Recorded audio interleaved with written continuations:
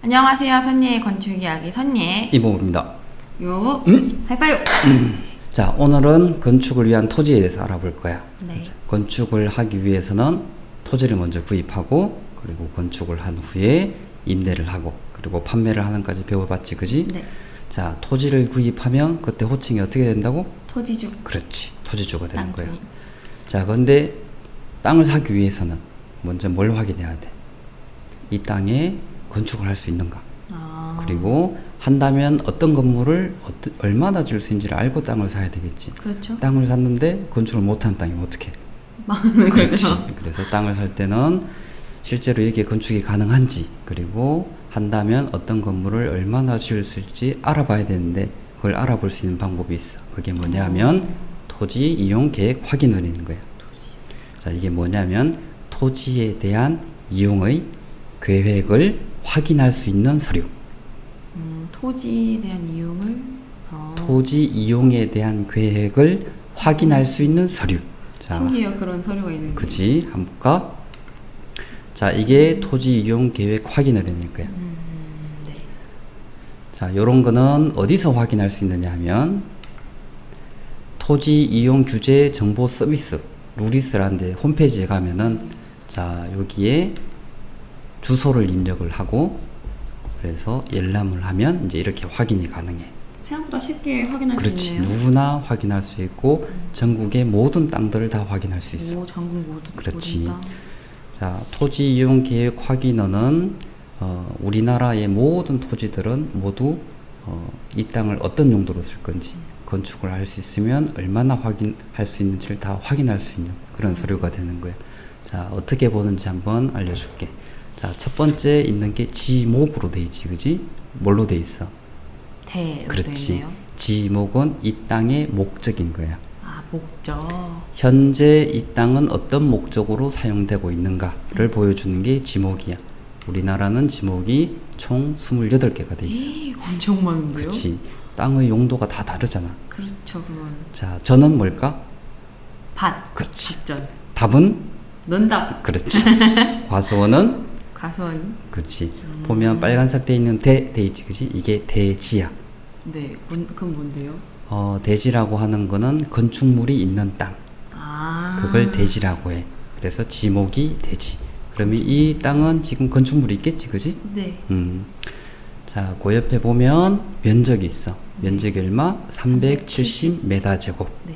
자, 그리고 여기 보면 개별 공시지가가 있지. 네. 얼마로 돼 있어? 2,557만 원. 네. 자, 그러면 이 땅의 면적은 370m 제곱. 네. 메다 제곱당 2,557만 원이면 94억 6,090만 원짜리 땅인 거야. 대박. 그런데- 거의 100억 가까이 되는데. 그렇지, 100억이지. 근데 이거는 실제 거래되는 가격이 아니야. 세금을 매기는 기초자료. 예를 들어서 양도세, 취득세, 토지세, 재산세. 그래서 실제 거래되는 가격하고는 달라. 그래서 그럼 실판매 가격이랑 다른 차이가 생기는 그렇지, 거죠? 세금을 매길 때만 사용되는 가격인 거야. 자, 그럼 이 개별 공시지가는 어떻게 산출이 되느냐? 그걸 조금 알아야 되겠지. 네. 우리나라는 총 2,700만 필지가 있어. 엄청 많은데요? 그렇지, 엄청 많지. 좋다 생각했는데. 자, 2,700만 필지 모두 개별 공시지가를 매기는 게 그렇게 쉬운 일이 아니겠지, 그지? 자, 그래서 어떻게 하느냐면 2,700만 필지 중에서 중앙정부가 50만 개를 뽑아. 그래서 이 50만 개에 대한 표준지 공시지가를 매겨. 네. 그리고 나서 지방정부에서 그 주위에 있는 땅들, 표준지 공시지가를 매겨지는 땅들을 기준으로 해서 개별 공시지가를 매기게 되는 거야. 그럼 나라에서 먼저 기준치 같은 걸 정해놓고 이제 그렇지. 지방에서 세분화해서 하는 거예요? 그렇지. 그렇게 해야 2,700만 필지를 할 수 있겠지, 그지? 아, 그렇죠. 자, 이제 이 땅에서 어떤 건물을 얼마나 지을 수 있는지를 알아보기 위해선 저기 빨간색 돼 있는 거, 네. 국토의 계획 및 이용에 관한 법률에 따른 지역지구 등의 도시지역, 일반 상업지역으로 돼 있지. 네. 요게 이제 이 땅에서 어떤 건물을 얼마나 지을 수 있는지 알려주는 거야. 아. 이제 여기서는 이제 이게 제일 중요한데, 우선 선내야 내가 지금부터 알려주는 거 네. 외우려고 생각하지 마. 절대 시험 보는 거 아니고 네. 그냥 개념만 이해를 하면 돼. 확실한 거죠? 그치, 확실해. 이거 그렇게 말하니까 겁나요. 외워야 될 것 같구만. 절대 외우지 마. 외울 네. 필요 전혀 없어. 자, 우리나라는 도시지역, 관리지역, 농림지역, 자연환경, 보전지역 이렇게 크게 네 군데로 지역을 나누게 되는데 도시지역은 주거지역, 상업지역, 공업지역, 녹지지역 이렇게 네 개가 나눠. 네. 이거 가지고 복잡하다 그러지 말고. 네. 자, 주거지역은 전용 주거지역, 일반 주거지역, 준주거지역 이렇게 세 개로 나눠. 네. 전용 주거지역은 주거가 목적. 일반 주거는 주거에다가 편의시설 좀 더 있는 거. 준주거지역은 주거지역에다가 업무하고 이런 편의시설이 더 있는 거. 이렇게 나누게 되는데, 차이가 있구나. 그렇지. 전용 주거지역은 또 두 개로 나뉘어. 1종 전용 주거지역하고 2종 전용 주거지역. 1종 전용 주거지역은 단독주택 전용. 단독. 2종 전용 주거는 공동주택. 뭐, 아파트, 다세대, 연립 이런 걸 공동주택이라고 해. 일반 주거지역은 제1종 일반 주거지역, 2종 일반, 3종 일반. 점점 많아지고 있어. 자, 1종 일반은 저층 중심. 그리고 2종 일반은 중층 중심. 3종 일반은 중고층 중심이야. 복잡하지? 그래서 내가 외우지 말라고 한 거야. 네. 외울 필요 전혀 없어. 자, 요걸 이해하기 쉽기 위해서 한번 그림을 한번 가져왔어. 자, 여기가 어디냐면 서울이야. 오. 빨간색으로 되어 있는 게 상업지역, 네. 노란색이 주거지역, 녹색이 녹지지역, 파란색이 공업지역. 다 그렇게 몰려 있는 거네요. 정해진 그렇지. 대로. 정부에서 국토의 계획 및 이용에 관한 법률에 따라서 전국을 저렇게 다 나눠놓은 거야. 자, 그럼 저 밑에 이렇게 있는 건 한강인 거예요? 그렇지. 오. 녹지잖아, 그지? 똑똑한데? 맞았어. 자, 여기 어딜까? 주택가 같은데요? 그렇지. 주택인데, 건물들이 다 낮지, 그지? 네. 단독주택이야. 네네. 그럼 1층 같아 보여. 자, 그럼 여기는 전용? 전용 주거지. 그렇지. 전용 주거지역. 자, 그러면 요건 어딜까? 여기도 주거지역인데 뭐가 더 있네요. 그렇지. 1층에 보면 상가들 있지. 네. 그래서 여기는 일반 주거지역이야. 전용 주거지역은 주택, 단독주택 중심. 일반 주거지역은 주택에 편의시설이 더 있는 거. 자, 그러면 요건 어딜까? 빌딩이 많은데. 상업지역이야. 상업지역. 자, 그런데 상업지역은 중심상업지역, 일반상업지역, 근린상업지역, 유통상업지역 이렇게 네 개로 나눠져. 너무 많이 나누는 거 아니에요? 머리 아파요. 그렇지. 목적에 따라서 땅을 나눠야 되기 때문에 이렇게 세분화가 있는 거야. 자, 그러면 여긴 어딜까? 공장인가요? 그렇지. 공장이지. 여기는 공업지역이야. 전용 공업지역, 일반 공업지역, 중공업지역 이렇게 세 군데로 나눠. 공장도 나누는구나. 그렇지. 자, 그러면 이거는 녹지지역. 그렇지. 녹지지역. 자, 녹지지역은 보전 녹지, 생산 녹지, 자연 녹지 이렇게 세 가지로 나눠. 이제 사진 보내가 좀 이해가 가지, 그지? 네. 자, 그러면 국토의 계획 및 이용에 관한 법률에서 이렇게 땅들을 용도에 따라서 분류를 딱 해놨어. 이렇게 용도에 따라서 분류만 해놨다고 해서 사람들이 거기에 맞춰서 지을까? 지어야겠죠? 그렇지. 나눠놨는데. 그렇게 짓는데 제한이 있어야 될 거야. 여기는 단독주택만 지으세요를 해가지고 사람들이 단독주택만 짓는 게 아니잖아. 그렇죠, 그건. 그치? 그래서, 용도에 따라서 제한사항을 둬. 막 마구잡이로 지을까봐. 그치. 첫 번째로 제한사항이 면적에 대한 제한이야. 네. 우선 이 면적에 대한 제한을 어떻게 하는가 하면은, 예를 들어서 땅 하나가 있는데 여기 무조건 100평만 지으세요. 200평만 지으세요 하게 되면 안 되잖아. 그래서 어떻게 하느냐면 토지 면적을 기준으로 네. 제한을 해. 네. 쉽게 얘기하면 이 땅은 땅 면적의 2배만 지으세요.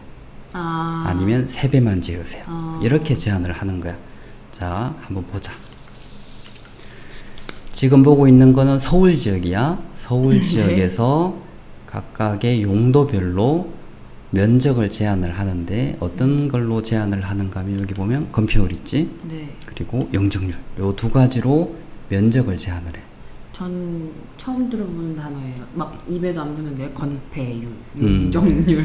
내가 하나씩 설명을 해줄게. 네. 자, 건폐율이 뭐냐 하면 대지 면적 가운데 최대한 건축할 수 있는 면적을 나타내는 비율. 이게 이제 정의야. 네. 무슨 얘기냐 하면은 저 그림 보이지? 네. 땅 면적이 100m 제곱. 네. 저기에서 건물이 차지한 면적이 60m 제곱. 그러면은 60m 제곱 나누기 100m 제곱이 건폐율이야. 그래서 이제 네. 60%라고 돼 있지. 네. 쉽게 설명을 하면은 하늘 위에서 땅을 바라봤을 때 땅에서 건물이 차지하는 면적. 그게 건폐율을 해. 항공뷰로 봤을 그렇지. 때 차지한 면적. 땅에 건물이 차지하는 면적의 비율. 이걸 건폐율이라고 해. 자, 그럼 용적률은 대지 면적에서 건축하는 전체 면적의 비율이야. 네. 자, 여기 그림을 보면 1층에 60m 제곱, 2층에 60m 제곱, 3층에 60m 제곱. 그럼 전체 하면 180m 제곱이지. 네. 땅 면적은 100m 네. 제곱. 네. 그러면 용적률은 180m 제곱 나누기 100m 제곱. 180%. 요게 용적률이야. 그럼 대지 면적분의 전체 건축면인 거네요. 면적의 합. 합. 자, 이제 볼까? 자, 2종 일반 주거지역인 경우에 건폐율을 50, 용적률을 200%로 했지. 네. 자, 토지 면적이 100이면 네. 여기에 건축할 수 있는 바닥 면적은 50% 곱하기 100 해서 50m 제곱을 건축할 수 있는 거야. 네. 자, 그러면 용적률이 200%지. 네. 그럼 그 전체 건물 면적은 200% 곱하기 토지 면적 100 해서 200제곱미터를 할 수 있는 거야. 그렇죠. 자, 그러면 몇 층까지 지을 수 있을까? 한 층에 50m 제곱씩? 4개니까 그래. 4층. 그렇지. 4층을 까지 건축이 가능. 그래서 건폐율 용적률이 있으면 층수까지 자연스럽게 제한이 돼. 오, 대충 아니까 제한이 되는 거네요. 그렇지. 그래서 여기에 몇 층까지 지을 수 있는지를 쉽게 알려면 용적률 나누기 건폐율을 하면 돼. 200 나누기 50은 4. 4. 그래, 4층인 거야. 용적률 나누기. 자, 그런데 여기에서 바닥 면적을 50으로 했잖아, 그지? 네. 만약에 40으로 하면, 각 층당 40씩 하면 5층. 5층까지 가능한 네, 거야. 5층. 근데 실제로는 그렇게 안 돼. 왜냐하면 그래요? 다른 규제 사항들이 더 있거든. 규제가 너무 많은 거 아니에요? 자, 다 보자. 일종 전용 주거지역이야. 여기가 어떤 지역이라고 했지? 단독주택? 그렇지. 단독주택이면 상상을 해봐. 어떤 건물이 단독주택이야? 우선 뭐 마당이 넓고 정원이 있고. 그렇지. 자, 마당이 있게끔 하려면은 건폐율이 커야 돼, 작아야 돼. 작아야겠죠. 왜냐면 그렇지. 하늘에서 보려면. 자, 그러면은 건폐율을 50%로 제한을 하면 네. 땅 면적 중에 반만 건물을 지을 수 있고. 나머지 마당인 거예요? 그렇지, 나머지 마당이. 단독주택이 보통 몇 층이지? 보통 2층까지 있는 거 같은데. 그렇지. 그럼 용적률은? 50, 100. 그렇지, 100%. 자, 아. 그래서 여기에서 건폐율 50, 용적률 100으로 해놓으면 토지 면적이 100일 때 한 층의 바닥 면적은 50제곱미터. 네. 전체 건물 면적은 100제곱미터. 네. 그래서 지을 수 있는 층수는 2층. 그러니까 건폐율 용적률로 건물의 층수까지 자연스럽게 제한을 하는 거야. 자, 아까 토지 이용 계획 확인을 다시 한번 보자. 여기 보면 도시지역 일반 상업지역으로 돼 있었지. 네. 자, 여기가 서울에 있는 땅이거든. 자, 아, 그래요? 일반 상업지역을 한번 가서 보자. 일반 상업지역 건폐율 얼마? 60%. 그렇지. 용적률? 오, 800%? 그렇지. 꽤 높지. 네. 아까 토지 면적이 얼마라고? 370, 그럼, 370제곱미터. 그렇지. 370제곱미터지. 그러면은 바닥 면적을 얼마로 할 수 있지? 바닥 면적을. 저기 써 있잖아. 60% 곱하기 370을 하면 바닥 면적이 222m 제곱. 자, 그럼 용적률 전체 건물의 면적은 용적률 곱하기 바닥 면적에서 2960까지 건축이 가능한 거야. 크네요, 훨씬. 자, 그럼 층수는 13층, 3층까지 가능해. 그럼 13층까지인 거예요? 13층을 짓고 꼭대기층 바닥 면적 중에 한 30% 정도는 건물을 더 지을 수 있다는 거야. 조금 더 올라온 그러니까 실제로는 14층인 거지. 그 대신에 14층은 면적이 좀 작고. 좀 잘라진 14층. 그렇지. 자, 보면 전용 주거지역은 목적이 주거 목적이야. 네. 그래서 건폐율이 40에서 50% 정도 되고 용적률이 100에서 120%. 네. 그러면 일반 주거지역은 주거와 편리시설이 같이 들어있는 거기 때문에 건폐율이 50에서 60%, 용적률은 150에서 한 250% 정도. 자, 준주거지역은 주거에다가 상업하고 업무까지 기능을 같이 해. 네. 그래서 건폐율이 60에 용적률이 400%. 점점 더 커지지, 용적률이 네. 크지. 자, 그럼 상업지역은 건폐율 60에 용적률이 600에서 1000%까지 있는 거야. 자, 그러면 공업지역은 공장이 들어온 지역이기 때문에 건폐율 60에 용적률은 200에서 400% 사이. 자, 자연 녹지는 녹지잖아. 건물이 많이 지어지면 안 되겠지? 그래서 건폐율 20에 용적률 50%밖에 안 돼. 자, 여기에서 제일 비싼 땅이 어딜까? 아무래도 제일 많이 지을 수 있는 상업지역. 그렇지. 상업지역이 제일 비싸. 용적률이 1000%나 되거든. 왜 비싸냐면 같은 땅이라고 하더라도 여기는 건물을 1000%까지 지을 수 있어. 그럼 높게 짓는 건가요? 그렇지. 높게 지을 수 있다는 거지. 아까 우리가 봤던 땅이 일반 상업지역. 땅 가격이 얼마라고? 가격. 가격?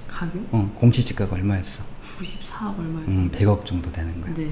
그게 상업지역이기 때문에 그 정도 가격이 돼. 자, 이제 국토의 계획 및 이용에 관한 법률에서 용도지역을 우선 분류를 했지. 네. 그지? 그 용도지역에서 맞게끔 건축을 하기 위해서, 유도를 하기 위해서 면적을, 첫 번째 면적에 대한 제한을 했어. 그 면적을 제한한 방법이 건폐율 용적률로 면적을 제한했고, 네. 자연스럽게 청제한이 됐어. 네. 자, 이제 두 번째, 아무 건물이나 막 지면 안 되잖아. 네. 단독주택, 용집, 전용 주거지역이면 단독주택이 지어져야 되겠지. 그렇죠. 그러면, 전용 주거지역 같은 경우는 단독주택만 지으라고 제한을 해야 될 거 아니야. 네. 그래서 용도 제한을 해. 자, 용도도 제한.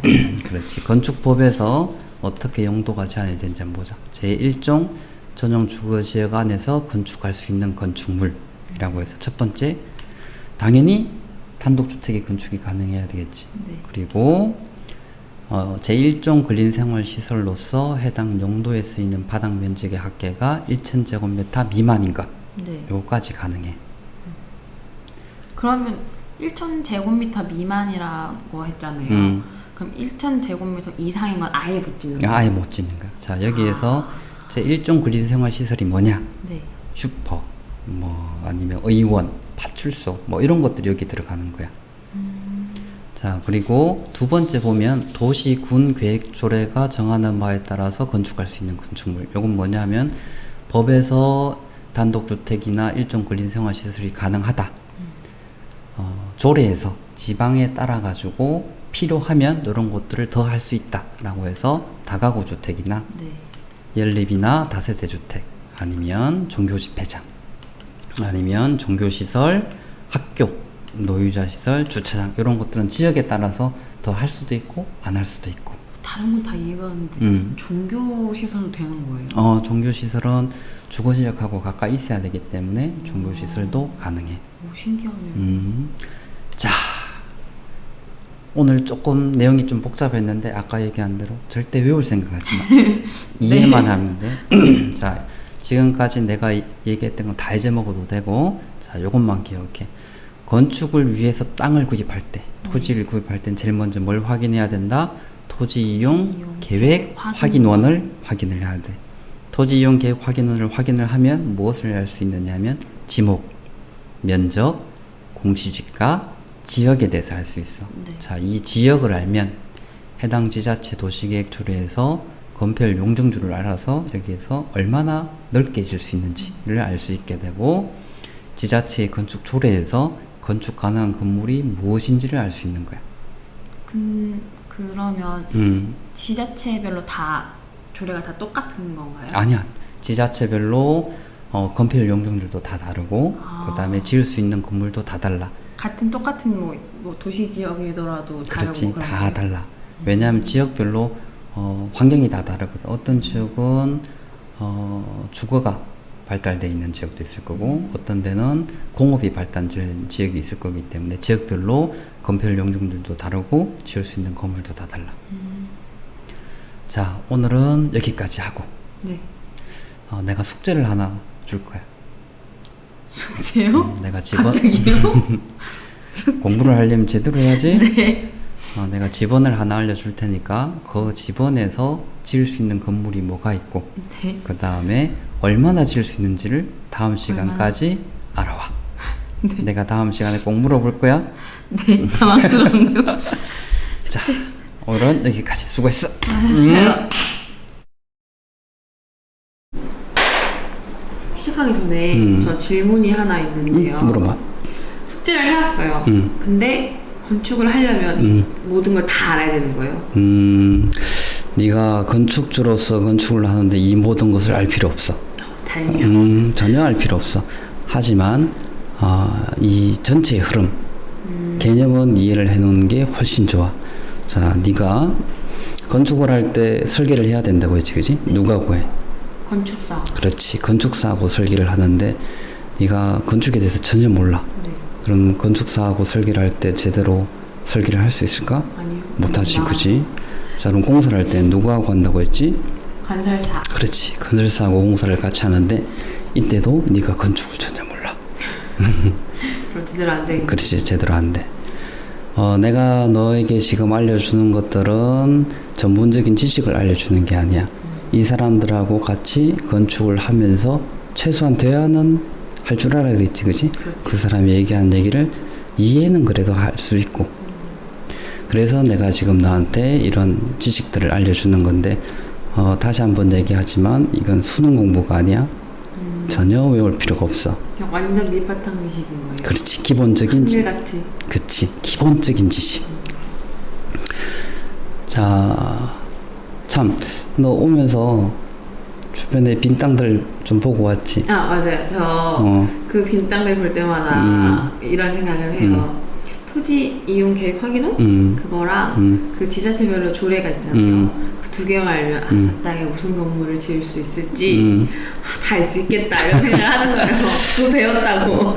참 그런 자신감 좋은데 그것만이 다는 아니야. 하지만 토지이용 계획 확인을 볼 줄 알고 이 땅에서 최소한 그래도 얼마 정도 어떤 건물을 지을 수 있는지를 알고 시작을 하는 것하고 모르고 시작하는 거는 하늘과 땅 차이야.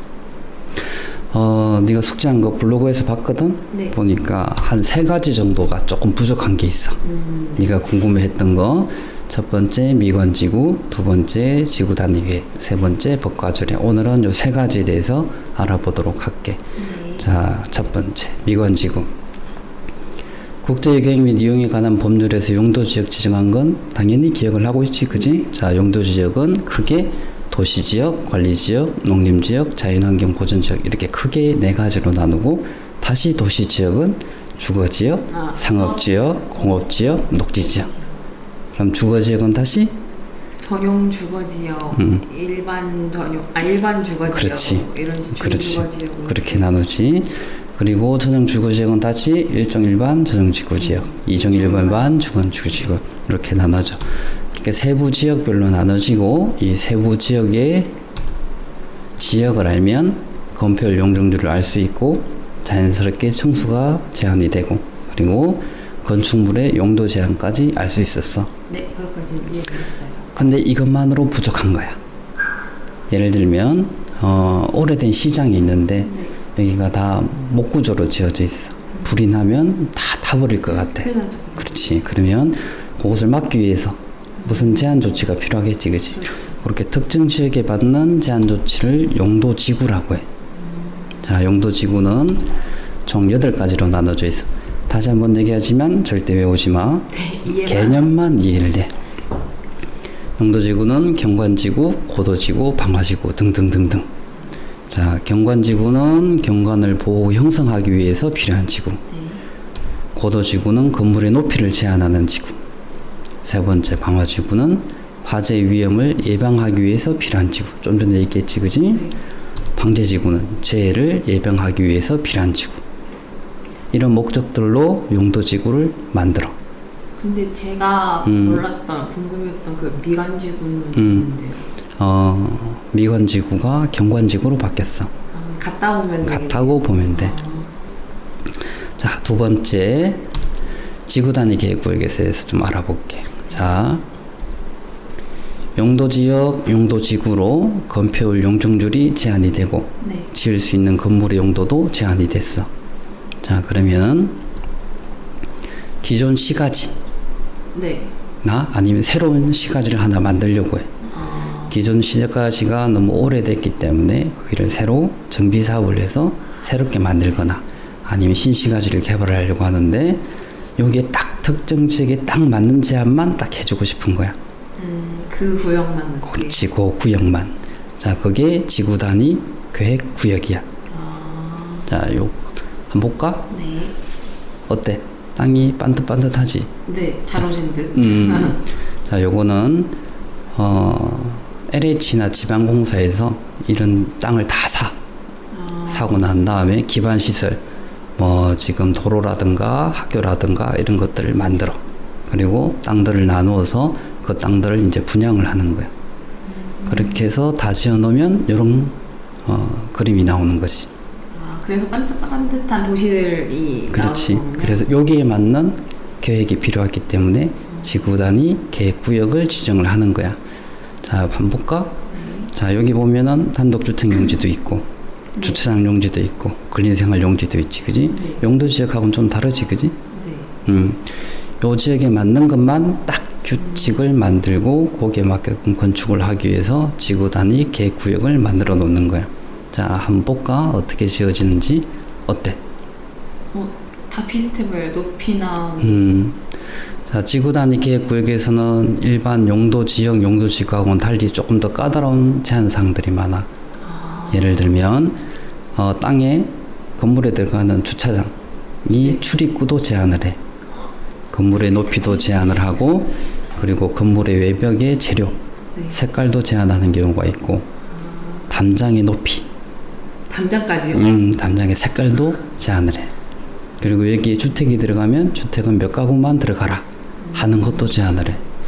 그런 제한사항들이 많기 때문에 이렇게 건물들이 좀 규칙적이고 계획적으로 만들어질 수 있는 거야. 높이도 비슷하고 층수도 거의 똑같아요. 그렇지.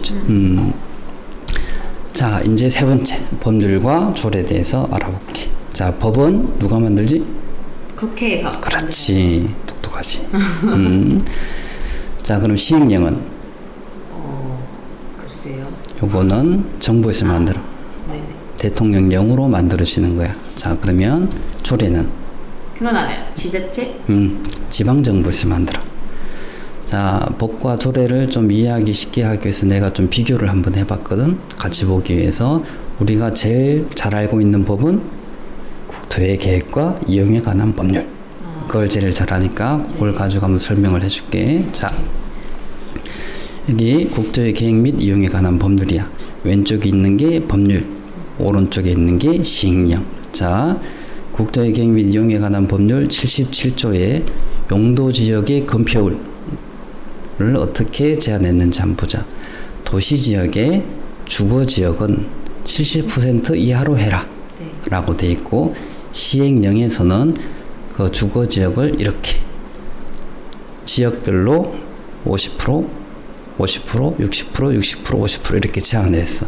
더 자세하게 나와. 그렇지. 그리고 뭐라고 써 있느냐 하면 특별시, 광역시, 특별자치시, 특별자치도, 시 또는 군의 도시, 군 계획 조례가 정하는 비율을 초과해서는 안 된다. 자, 그러면 여기에서 이제 지역의 건폐율을 알려면 조례를 가서 봐야 되지, 그지? 네. 자, 조례는 서울시를 예를 들어서 보자. 서울시 도시계획조례의 법 77조, 국토의 계획 및 이용에 관한 법률 제 77조 및 시행령 84조 1항에 따라서 아래의 이하 비율로 한다 라고 해서 이렇게 주거지역을 50, 40, 60, 60, 50, 60으로 나눈 거야. 자, 이걸 정리를 하면 법에서 주거지역은 70% 이하로 해라 라고 하고 시행령에서 이종 전용 주거지역은 50% 이하로 해라. 그럼 조례에서 제2종 전용 주거지역은 40% 이하로 해라. 이렇게 돼 있는 거야. 그럼 제가 이해한 게 맞는지 그러니까 법 부장님이 있어요. 그 부장이 오늘 회식은 고기로 먹지 하는 거예요. 그럼 이제 시행령 과장님이 그럼 돼지고기를 해요. 그렇게 하는 거죠. 그럼 조리의 대리님이 그럼 돼지갈비집으로 예약을 할게요. 이렇게 해서 단계별로 툭툭툭 하는 거예요. 그거 맞나요? 정말 찰진데. 맞는 거군. 그렇지. 그러니까 법에서 큰 테두리를 정하고 명에서 조금 더 자세하게 정하고 그리고 조례별로 조금 자세하게 정하는 거야. 자, 그러면 건표를 보려면 어디 뭐 보면 돼? 도시계획 조례만 보면 돼. 네. 아. 네가 만약에 대전에 있는 땅을 건축을 하고 싶어. 그럼 조례는 대전시 도시계획 조례만 보면 돼. 자, 하나 더 해보자. 자, 이것도 마찬가지로 국토의 계획 및 이용에 관한 법률 76조의 건축물의 건축 제한에 대한 내용이야. 네. 여기서 어떻게 써 있는가 하면은 건축물이나 그 밖의 시설 용도, 종류, 규모에 대한 제한은 대통령령으로 정한다. 해서 대통령 당신이 알아서 하시오. 라고 한 거야. 자, 그럼 시행령에서는 76조 1항에 따른 용도 지역 안에서 건축물의 용도, 종류, 규모에 대한 제한은 다음과 코와 같다라고 해서 자, 여기 일종 전용 주거 지역 안에서 건축할 수 있는 건축물은 별표 2에 규정된 건축물. 자, 그럼 별표 2를 봐야 되겠지? 그지? 자, 별표 2를 보자. 자, 별표 2에 제1종 전용 주거 지역 안에서 건축할 수 있는 건축물은 1. 건축할 수 있는 건물. 2. 도시 군 계획 조례가 정한 바에 의해서 건축할 수 있는 두 개로 나눠져 있어. 네. 자, 1번에 건축할 수 있는 건물은 조례와 관계없이 건축할 수 있는 거야. 2번에 있는 거는 이런 건물들이 있는데 도시계획 조례가 정하면 거기에 따라서 해도 돼. 라고 하는 거야. 자, 그러면 다시 서울시의 제1종 전용 주거지역 안에서 건축할 수 있는 건축물을 알려면 자, 령의 별표 2에 있는 1번 건축할 수 있는 건물 뭐가 있어? 단독주택. 그리고 2번 근린생활시설로 해당 용도에 쓰이는 바닥 면적의 합계가 1,000제곱미터 미만인 것은 할 수 있어. 네. 그리고 2번에 조례에서 정하는 바에 의해서 건축할 수 있는 건물을 보려면 이제 시조례. 그렇지. 조례를 보는 거죠. 자, 여기 서울시 도시계획조례의 제1종 전용 주거지역 안에서 건축할 수 있는 건물이야. 네. 자, 좀 전에 여기서 보면 단독주택 중에서 다가구가 가능하다고 했고 공동주택 중에서 연립주택, 다세대주택이 가능하다고 했지. 그런데 조례에 어떻게 돼 있어? 단독주택 중에서 다가구 돼. 네. 근데 두 번째, 공동주택 중에서 다세대만 돼. 아, 그러네요. 얘는 되는고 쟤는 안 된다 이거잖아요. 그렇지. 령에서 연립주택하고 다세대 둘 다 됐는데 이거는 조례에 따라서 해라. 근데 조례에서는 다세대만 해라. 이렇게 해놓은 거야. 그러면은 다세대만 해야 되는 거네요. 그렇지. 다세대만 건축이 가능해. 자, 그리고 노유자 시설도 마찬가지야. 명예에서는 노유자 시설은 다 된다고 했지만 조례에서 아동 관련 시설하고 노인 복지 시설 두 가지만 돼. 그 중에 선별적으로 되는 거를 넣는 거네요. 그렇지. 명예에 있는 것 중에서 조례에서 가능한 것만 조례에다 넣어놓은 거야. 이해했어? 네. 좀 복잡해 보일 수 있는데 네. 어쨌든 건축을 하기 위해서는 법을 따라야 되고 법의 하위 법령인 시행령을 따라야 되고 그리고 지방정부에서 맞게 되어 있는 조례를 따라야 돼. 그럼 저런 법들은 어디서 확인을 해요? 법은 자, 국가법령정보센터라는 데가 있어. 국가법령정보센터. 여기에 보면 박스가 있지. 네. 여기에다가 검색을 하면 돼. 예를 들어서 서울시 도시계획조례가 하고 싶다. 그럼 서울시 띄우고 도시계획조례 엔터 하면은 확인할 수 있어. 생각보다 간단하네요. 그렇지, 간단해. 국토의 계획 및 이용에 관한 법률은 마찬가지로 국토의 계획 및 이용에 관한 법률 쳐서 엔터 치면 그렇지. 자, 오늘은 AS니까 네. 여기까지 하고 정리를 한번 해보자. 내 땅에 어떤 건물을 지을 수 있는지를 알아보려면 뭘 봐야 돼? 토지 이용 계획 확인. 그렇지. 토지 이용 계획 확인을 봐야 돼. 이건 어디서 봐? 루리스? 그렇지. 토지 이용 규제 서비스라고 하는 루리스에 가서 보면 돼. 자, 토지 이용 계획 확인원을 네가 봤어. 네. 여기 뭐가 있다고 했지? 그 지목이랑 쓸 수 있는 면적 그리고 건폐율 용적률? 아니지. 자, 지목, 네. 그 다음에 면적, 그리고 공시지가. 아, 공시지가. 그- 그리고 하나 알아요. 지역지구. 그렇지. 지역지구를 할 수 있어. 자, 지목 면적, 공시지가, 지역지구, 구역까지. 자, 아까 지구 단위 계획 구역 봤지, 그지? 네. 구역까지 할 수 있고, 자, 지역지구를 알았으면 뭘 할 수가 있어, 이제. 거기에 따른 뭘 할 수 있고 안 할 수 있는. 그렇지. 건폐율, 용적률, 건축 가능 용도를 알 수가 있어. 네. 자, 이건 어디서 확인해? 아까 그 법령 사이트? 그렇지. 지자체 조례는 국가법령정보센터 로.go.kr에서 확인하면 돼. 네. 아, 그리고 아까 지구 단위 계획 구역을 설명을 했는데 네. 이 지구 단위 계획 구역은 택지 개발된 곳은 거의 100% 지구 단위 계획 구역이 만들어지거든. 새로 된. 그렇지. 현재 지금 택지 개발 지구는 대부분 다 지구 단위 계획 구역이 다 있어. 근데 이제 문제가 뭐냐면 택지 개발된 이제 막 되고 있는 땅들은 토지용 계획 확인원을 확인할 수가 없어. 그럼 어떻게 해요? 사거나 할 수 없잖아요. 팔거나. 아직 산 건 아니야. 그렇죠. 그지? 산 건 아닌데 우선은 기존에 있는 땅을 다 밀고 거기다 새로운 땅들을 만드는 거기 때문에 새로운 땅들이 완전히 만들어지기 전까지는 지번이 없는 거야. 지번이 없으니까 토지용 계획 확인원을 확인할 수 없어. 그럼 어디서 이걸 확인해야 되느냐 하면 땅을 분양하는 네. LH나 지방공사에서 지구 단위 계획 지침이란 걸 줘. 네. 그래서 거기서 보고 하면 돼. 그 지침을 봐야지. 그렇지. 그래서 택지개발 지구 같은 경우는 지역지구, 그래서 이제 국토의 계획 및 이용에 관한 법률이나 조례를 확인해서 건폐율 용적률을 확인하는 게 아니고 지구 단위 계획 지침에 보면 거기 건폐율 용적률, 지을 수 있는 건물, 지붕의 형태, 외벽의 색깔, 지을 수 있는 주택의 수, 이런 것까지 거기 다 있어. 그럼 그것만 확인하면 되겠죠. 그렇지. 택지개발 지구는 제일 먼저 확인해야 될 게 지구 단위 계획 지침을 확인하는 게 제일 먼저. 나머지 땅들은 내가 지금처럼 설명한 것처럼 토지용 계획 확인서를 확인하고, 그리고 지역 지구를 확인하고, 건폐율 용적률을 확인하고, 그리고 건축 가능 용도를 확인하면 돼. 자, 다시 한번 얘기하지만 절대로 이걸 외울 필요는 없어. 네. 개념만 이해를 하면 돼. 자, 오늘은 여기까지. 자, 수고했어.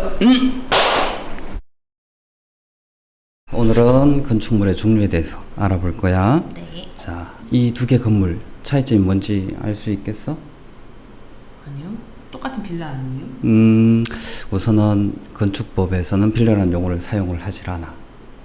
빌라라고 부르는데 사람들은? 그래서 건축물을 대부분 사람들이 빌라 뭐 이렇게 얘기를 하는데 실제로 건축법에서는 그런 용어가 사용되지 않고 첫 번째 거는 다가구 주택이라고 하고 두 번째는 다세대 주택이라고 해. 똑같이 생겼는데 차이가 있어요? 당연히 큰 차이가 있지. 자, 그거는 오늘 하나씩 알려줄 거야. 자, 우리가 첫 번째, 두 번째, 세 번째 시간 동안 배운 거 국토의 계획 및 이용에 관한 법률에 따라서 국토를 용도에 따라 지역, 지구로 구분을 했지, 그지? 네. 그래서 자, 이 지도 한번 보면은 이게 서울시에 있는 지도야, 그지? 여기 색깔별로 빨간색은 상업지역, 그 다음에 노란색은 주거지역, 녹색은 녹지, 그리고 파란색은 공업지역, 이렇게 지역으로 나눠져 있어. 지역은 우리나라 전국토를 다 지역으로 다 나눠져 있고 필요한 곳에 이렇게 고도지구, 방화지구 이렇게 정해 놓은 거야. 네. 그러니까 모든 땅은 다 지역에는 포함되어 있지만 지구나 구역은 특별한 목적에 따라서 정해지는 거야. 추가로. 그렇지. 자, 그래서 지역 지구로 구분을 했는데 면적에 대한 제한은 건폐율 용적률로 제한을 하고 네. 건축 가능한 건물의 종류를 제한을 해야 되겠지. 네. 그렇지. 일종 일반 주거지역 아니면 일종 전용 주거지역 각각 지역에 따라서 건물의 면적은 건폐율 용적률로 제한을 하고 그리고 거기에 지을 수 있는 건물은 지하철 조례로 찾는데 지을 수 있는 건물의 종류를 제한을 하기 위해서 뭘 해야 돼? 그 건축물의 정의가 우선 돼야 되겠지. 단독주택이란 도대체 무엇인가? 네. 아파트란 도대체 무엇인가? 네. 그래서 정의를 내리고 그거에 따라 분류를 해야 돼. 오늘 요거를 배울 거야. 근데 이 분류는 건축법 시행령 별표 1에 정의가 돼 있어. 자, 네. 자, 여기에 건축법 시행령 별표 1이야. 제목은 용도별 건축물의 종류. 그래서 대분류로 29개. 그리고 소분류로 135개가 나눠져 있어. 엄청 많아요. 내가 다시 한번 얘기하지만 이런 것들 외울 필요 전혀 없어. 이해만 하면 돼. 자, 하나씩 해보자. 자, 건축물은 이제 나눠볼 건데 두 가지로서 나눠보자. 주택하고 시설 두 가지로 나눠볼 거야. 근데 이거 나누는 기준을 사람이 사느냐 살지 않느냐로 나눌 거야. 주택은 네. 사람이 사는 것, 시설은 사람이 살지 않고 사용하는 것. 네. 자, 그러면 주택은 또 어떻게 나누느냐 하면은 단독주택하고 공동주택으로 나누는데 이 나누는 기준은 소유 기준이야.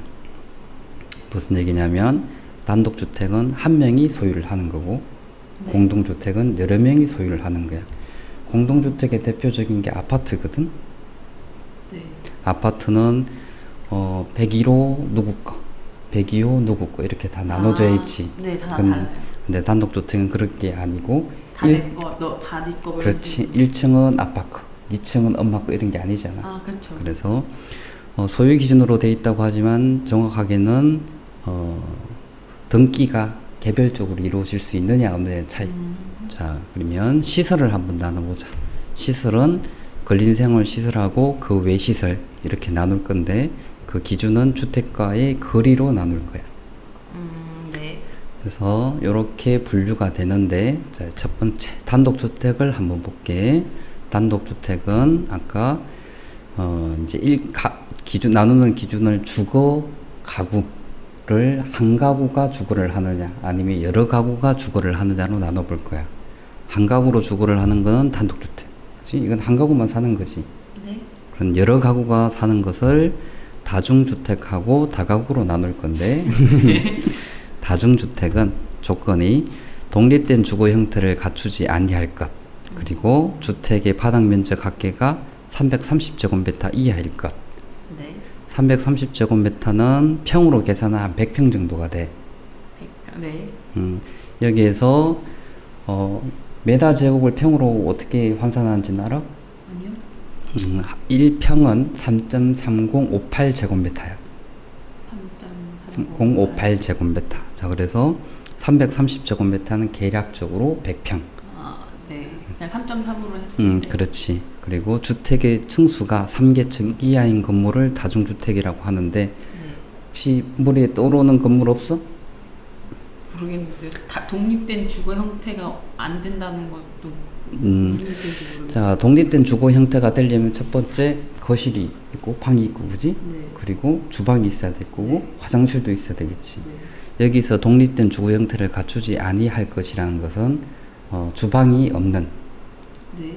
형태인 거야. 쉽게 설명을 하면 하숙집. 하숙집이 다중주택이야. 하숙집에는 여러 학생들이 살고 있잖아, 그지? 개별적으로 다 살고 있는데 밥은 한 곳에서 식사를 해. 공용 주방 뭐 이런. 그렇지. 그게 다중주택이고 이 다중주택은 이 하숙집은 100평을 넘어갈 수가 없고 층이 3층을 넘어갈 수가 없어. 이걸 다중주택이라고 해. 자, 그럼 다가구 주택은 주택의 층수가 3계층이야. 다중주택하고 똑같지만 주택의 바닥 면적 합계가 660제곱미터 이야. 더 크네요. 200평 정도가 돼. 네. 그리고 세대수 19세대 이하. 한 건물에 주택이 19채 이하여야 돼. 넘어가면 네. 다가구 주택이 아니야. 네. 요렇게 구분을 해. 자, 단독주택은 요렇게 받고 이제 공동주택을 한번 보자. 공동주택은 주택의 층수로 나눌 거야. 네. 4층 이하하고 5층 이상으로 나누게 되는데 4층 이하는 다세대 주택하고 연립주택으로 나뉘게 돼. 네, 주택이 너무 많아. 외우지 마. 네. 안 외워도 돼. 자, 다세대 주택은 한계동이 주택바닥 면적 합계가 660제곱미터, 한 200평 정도 네. 기준으로 해서 200평 이하면 다세대 주택, 연립주택은 200평 이상. 자, 네가 아까 빌라라고 얘기했지, 그지? 네. 빌라가 고급 주택이거든. 아, 네. 보통 우리가 빌라라고 얘기하는 건물들이 다 연립주택이야. 연립주택들은 예를 들어서 보통 한 100평짜리 빌라가 한 4채가 있다. 그럼 400평이지, 그지? 네. 그러면 연립주택이 되는 거야. 자, 그러면 5층 이상 공동주택이 뭐가 있지? 아까 얘기한 아파트. 그렇지, 아파트. 아파트는 공동주택에 속해 있는 거야. 자, 그런데 아까 단독주택하고 공동주택을 나누는 기준이 소유의 기준. 그래서 다세대 주택, 연립주택, 아파트는 각각 호별로 개인 소유가 다 따로따로 있는 거고. 네. 단독주택에 있는 단독주택, 다중주택, 다가구는 건물 통째로 한 명이 가지고 있는 거. 네. 그렇지. 자, 한번 정리를 한번 해보자. 자, 주택은 아까 소유 기준으로 단독주택하고 공동주택으로 나눈다고 했고, 네. 단독주택하고 다중주택, 다가구를 나누는 기준은 사는 가구의 수가 하나면 단독주택, 여러 가구일 경우는 다중주택 또는 다가구 주택인데, 네. 다중주택하고 다가구는 둘 다 3층 이하의 건물이지만 다중주택은 100평 이하, 그리고 독립주거가 되면 안 돼. 그리고 다가구 주택은 200평 이하의 19세대 이하. 네. 그래서 주택의 수가 20세대가 넘어가는 것들은 다가구가 될 수가 없어. 자, 그러면 공동주택을 한번 보자. 공동주택은 4층 이하인 건물하고 5층 이상인 건물로 나누게 되는데, 여기서 다세대하고 연립을 나누는 기준은 200평을 기준으로 200평 이하면 다세대, 200평 이상이면 연립주택. 네가 알고 있는 빌라들이 대부분 연립주택인 거야. 자, 좀 이해가 돼? 네. 자, 이제 이해가 되면 한번 테스트를 해보자. 자, 5층이야, 주택이. 네. 그리고 전체 면적이 200평이야. 네. 어떤 건물일까? 아까 3.3 곱한다고 했던가요? 그렇지. 그럼 660제곱미터. 아파트? 그렇지. 주택이 5층 이상이면 무조건 아파트야. 아, 면적이 작거나 크거나 관계없이 주택의 개수가 5개층 이상이면 무조건 아파트. 자, 그러면 4층이고 주택의 전체 면적이 250평이야. 이거는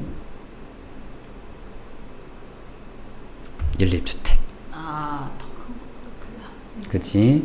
250. 200평을 넘어가면 연립주택. 그치? 자, 더 그러면 커지니까요. 그렇지. 자, 그러면 4층인데 200평이야. 이거는 다가구? 다세대. 왜요? 200평이잖아요. 다세대는 4층. 아, 다세대 4층 안에 다가구가 3층이었어. 그렇지. 자, 그러면 3층 200평은? 그게 다가구 주택. 그건 아니야. 왜요? 다가구일 수도 있지만 다세대일 수도 있어. 왜냐하면 다세대는 4층 이하. 아, 3층도 지을 수 있어. 그렇지. 근데 이 건물은 다세대도 될 수도 있고 다가구가 될 수 있는데 어떻게 구분할까?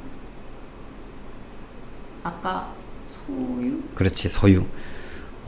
다세대하고 다가구는 외관상 봤을 땐 구분이 좀 어려운 경우가 있어. 그럴 때는 확인할 수 있는 게 이게 소유가 개별로 등기가 돼 있느냐, 건물 통째로 등기가 되느냐, 이걸 봐야 돼. 그래서 다가구 주택들은 대부분 임대로 쓰는 거고, 다세대 주택들은 분양을 하는 거야. 그래서 아파트 분양하듯이. 그렇지. 그래서 다세대, 연립, 아파트는 다 분양. 아, 그 각 호별로. 그렇지, 분양을 하는 거고, 다가구는 임대를 하는 거고. 자, 이제 처음에 봤던 거. 자, 왼쪽이 다가구 주택이라고 했고 오른쪽이 다세대 주택이라고 했지. 네. 자, 왼쪽에 보면은 1층에 상가가 있고 네. 2층, 3층, 4층이 주택이야. 네. 그러면은 주택이 3계층. 아, 주택이 3계층. 그렇지. 건물의 층수가 아니고 주택의 층수, 개수야. 그러면 이거 그치, 다가구인데 다세대도 될 수 있지, 그지? 그렇죠. 그렇지. 자, 우측은 오른쪽에 있는 거는 하나, 둘, 셋, 넷, 4계층. 그렇지. 건물이 4계층이지. 이건 다세대 또는 연립주택이 될 수 있는데 평수가 큰. 그렇지. 근데 이거는 평수가 200평 미만 이하기 때문에 다세대 주택. 자, 이제 시설을 알아볼 거야. 시설은 아까 근린생활시설하고 거외시설로 나눈다고 했지, 그지? 근린생활시설이 뭐냐 하면은 주택가와 인접해서 네. 주민들의 생활에 편의를 주는 시설을 근린생활시설이라고 해. 그래서 아까 근린생활시설하고 거외시설을 구분할 때 기준이 주택가와의 거리라고 했지, 그지? 네. 주택에 가까이 있는 시설들은 근린생활시설, 멀리 있는 시설들은 거외시설로 구분을 분류를 해. 근린생활시설은 1종 근린생활시설하고 2종 근린생활시설. 익숙하죠. 지난 강의도 1종, 2종 바뀌었잖아요. 자, 1종 근린생활시설은 주택의 주민들의 생활에 필요시설, 꼭 필요한 시설인 거고 2종 근린생활시설은 꼭 필요하진 않지만 유용한 시설을 2종 근린생활시설이라고 해. 있으면 좋은 거. 그렇지. 자, 그럼 1종 근린생활시설에는 어떤 건물들이 있느냐 하면은 슈퍼마켓, 네. 제과점, 의원, 체육도장, 파출소, 마을회관, 서점 등등등 이 1종 근린생활시설이고 2종 근린생활시설은 공연장, 식당, 사진관, 학원, 독서실, 종교집회장, 교회나 절 이런 거, 그 다음에 PC방, 그리고 서점. 이게 2종 근린생활시설이야. 근데 1종에도 서점이 있고 2종에도 서점이 있어요. 그치, 서점 있지? 네. 자, 여기 이제 조금 이해하기 좀 어려운 부분이 있는데, 자, 서점이 1000제곱미터 미만이면 1종 근린생활시설이고 1000제곱미터 이상이면 2종 근린생활시설이야. 소형 서점은 1종인 거고 대형은 2종인 거예요. 그렇지. 주택가에 작은 서점이 있는 건 괜찮아. 대형 서점이 있으면 아니지. 그래서 시설들을 구분할 때는 기본적으로 면적을 가지고 구분을 해. 그래서 똑같은 서점이라도 서점의 크기에 따라서 이게 1종 근린생활시설이 될 수도 있고 2종 근린생활시설이 될 수도 있어. 자, 이것만 있는 게 아니고 휴게음식점, 네. 커피숍이나 제과점 이런 것들이 휴게음식점이야. 자, 그냥 이건 음식점은 아니고. 그렇지. 그냥 음식점은 일반 음식점이야. 이건 300제곱미터 미만이면 1종 근린생활시설, 300제곱미터 이상이면 2종 근린생활시설 이렇게 구분이 돼. 그럼 이것도 예를 들어서 작은 카페는 되는데 큰 카페는 안 된다. 그렇지. 자, 이제 시설은 근린생활시설이 2개 종류가 있고 그게 아까 얘기한 대로 1종 근린생활시설하고 2종 근린생활시설. 그 외의 시설엔 25가지가 있어. 꽤 많지? 네. 자, 문화 및 집회시설, 종교시설 등등등등 해가지고 25개. 되게 많다. 그래서 시설에 총 27개가 있고 네, 그치? 다 합쳐서 그리고 주택이 아까 단독주택하고 공동주택 2개에서 총 29가지의 건축물의 분류가 있고 각각의 분류들이 소분류들이 다시 나눠지는 거야. 그 아까 130 몇 개. 그렇지. 그게 그래서 아까 단독주택 같은 경우도 대분류상으로 단독주택에 종류가 3가지가 있었지. 단독주택, 다중주택, 다가구주택. 네. 그리고 공동주택에는 다세대주택, 연립주택, 아파트. 자, 그런데 거기에서 예외적인 게 있어. 아까 단독주택하고 공동주택을 구분할 때 네. 소유로 구분을 한다고 했는데 공관은 단독주택에 포함이 되고 공간이 공무원들 사는 집들 있지. 고위공무원 그걸 공관이라고 해. 나라에서 그거는 이제 단독주택에 포함이 되고 기숙사는 공동주택에 포함돼. 근데 내가 왜 예외라고 했는가 하면 네. 기숙사는 개별 소유가 아니잖아, 그지? 그러니까 학교 그래서 예외라고 한 거야. 개별 그 주방 같은 것도 다 따로 쓰잖아. 그래서 예외라고 한 거야. 법은 기본적인 맥락을 이해를 하고 네. 그거 말고 예외에 있는 것들이 사실 더 중요할 때가 많이 있어. 근데 내가 이 기본적인 지식에 대해서 내가 설명을 해줄 때 가급적인 예외는 배제를 하고 기본적인 것만 먼저 이해를 시켜주고 나중에 케이스 바이 케이스로 설명을 좀 해줄 거야. 네. 자, 여기에서 학원은 500제곱미터 미만이면 2종 근린생활 시설이 되고 네. 500제곱미터 이상이 되면 교육연구 시설이 돼. 학원도 이제 크기가 작냐 크냐. 그렇지. 자, 소매점은 1000제곱미터 미만이면 일종 권리생활시설이고 1000제곱미터 이상이면 판매시설이 돼. 그러면은 앞에 1000제곱미터 미만은 그냥 동네 슈퍼마켓이나 마트인 거고 작은 마트인 거고 1000제곱미터 대형 마트인 거고. 그렇지. 큰 걸로 가는 거지. 자, 그러면 사무실은 이건 또 세 가지로 나죠. 사무실도 나눠요? 30제곱미터 미만이면 일종 권리생활시설, 500제곱미터 미만이면 이종 권리생활시설, 500제곱미터 이상이 되면 업무시설로 돼. 그래서 시설은 건물의 종류를 구분을 할 때 면적별로 구분을 해. 면적이 용도에 따라서 다 구분이 돼 있지만 이 용도들이 면적이 작으면 근린생활시설로 들어가고 면적이 크면 이런 업무시설이나 판매시설, 교육연구시설로 들어가는 거야. 그래도 주택보다는 좀 쉽지 않아? 더 다가오는 느낌은 네, 이해는 더 잘 되는 것 같아요. 실제로 많이 봐서 그런가. 그렇지, 많이 본 것. 학원도 보고 이런 자, 이제 정리를 한번 해보자. 내가 건축하려고 하는 땅은 지역 지구에 따라서 지을 수 있는 건물의 면적이 결정이 되어 있는데 뭘로 결정이 되지? 건폐율이랑 용적. 그렇지. 그 기준은 대지 면적. 대지 면적. 대지 면적에 따라서 거기에 곱하기 건폐율 곱하기 용적을 해서 지을 수 있는 건물의 크기가 면적이 결정이 돼. 네. 그리고 지을 수 있는 건물의 종류도 결정이 돼 있는 거야. 그래서 이거는 건축물의 용도별 분류에 따라서 그렇게 결정이 돼. 그래서 오늘 내가 하려고 한 핵심은 뭐냐 하면은 내가 땅을 가지고 있으면 이 땅은 이미 지을 수 있는 건물이 이미 결정이 돼 있고 그리고 지을 수 있는 면적도 이미 결정이 돼 있다를 알려주고 싶은 거야. 그리고 네가 나중에 설계를 하려고 할 때 네 땅에 최소한 어떤 정도의 건물이 지을 수 있는지 알고 설계를 시작하는 게 제일 좋아. 다 알 필요 없고 진짜 느낌적 느낌으로 말면 그러니까, 되는 거죠? 개념만 알고 있으면 돼. 개념만. 그래도 낯설어요. 강의가 이제 조금씩 더 진행이 될 때마다 한 번씩 예전에 오늘처럼 이렇게 얘기했던 것들을 설명을 해줄 거고 이런 것들은 그냥 기본적인 지식인 거야. 기본적인 지식이 어느 정도 좀 있어야지 건축을 할 때 도움이 되니까. 자, 오늘은 여기까지 하고 수고했어. 수고하셨어요.